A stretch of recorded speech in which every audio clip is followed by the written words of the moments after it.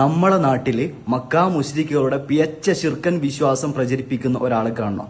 ഇതാ കണ്ടോക്ക്. മുഹമ്മദ് നബിയെ സഹായിക്കണേ എന്നുള്ളതും മുഹമ്മദ് ദൈവമേ സഹായിക്കണേ എന്നുള്ളതും ഇവ രണ്ടും തമ്മിലുള്ള വ്യത്യാസം സുന്നികൾ മനസ്സിലാക്കുന്നുണ്ട്. ഒന്നാമത്തേത് തൗഹീദും രണ്ടാമത്തേത് ശിർക്കുമാണെന്ന് സുന്നികൾ മനസ്സിലാക്കുന്നുണ്ട്. ഇയാള് പറഞ്ഞത് കേട്ടില്ല? അതായത് മുഹമ്മദ് നബി അള്ളാഹു അല്ല എന്ന വിശ്വാസത്തോടു കൂടി മുഹമ്മദ് നബിയെ എന്റെ പ്രയാസങ്ങളൊക്കെ മാറ്റിത്തരണമേ എന്ന് മുഹമ്മദ് നബിയോട് പ്രാർത്ഥിച്ചാൽ അത് ശിർക്കല്ല എന്നുള്ളത് പച്ചയായ അബൂജഹലിന്റെ വിശ്വാസം. പ്രവാചകൻ സല്ലല്ലാഹു അലൈഹി വസല്ലം നമ്മളോട് പറഞ്ഞിട്ടുള്ളത് ഇദാ സഅൽത ഫസ്അലില്ലാഹ്, നിങ്ങൾ ചോദിക്കുകയാണെങ്കിൽ അള്ളാഹുവിനോട് ചോദിക്കുക.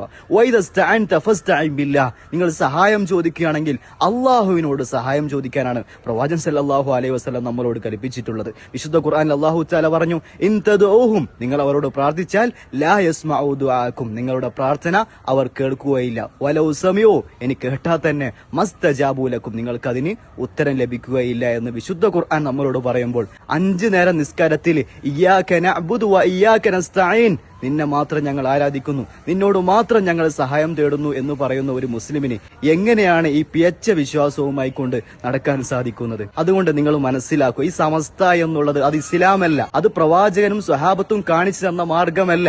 ഇവരുടെ ഈ ചിർക്കൻ വിശ്വാസങ്ങളിൽ നിന്ന് മാറിക്കൊണ്ട് തൗഹീദിന്റെ വെളിച്ചത്തിലേക്ക് വരണം എന്ന് മാത്രമാണ് നിങ്ങളോട് സൂചിപ്പിക്കാനുള്ളത്.